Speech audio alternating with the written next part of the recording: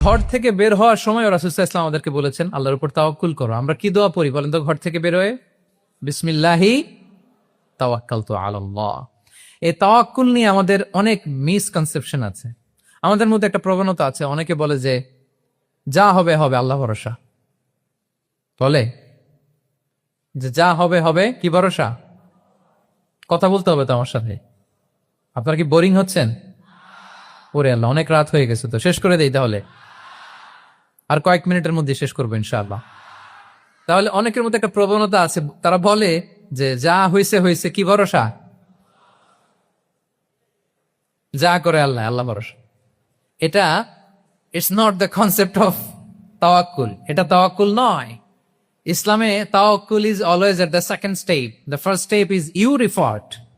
প্রথমে আপনি চেষ্টা করবেন, এর করে আপনি আল্লাহর উপর তাওয়াক্কুল করুন। কিছু না করে যদি বলেন আমি আল্লাহ ভরসা, এটা আল্লাহ ভরসা হয়েছে? এটা আপনার মন গড়া একটা কথা হয়েছে, কিন্তু এটা তাওয়াক্কুল হয়? আমাদের অনেকে অলসতা, অকর্মণ্যতা, অপারগতা, হীনমন্যতা এগুলোর তাওয়াক্কুল বানায় ফেলেছে।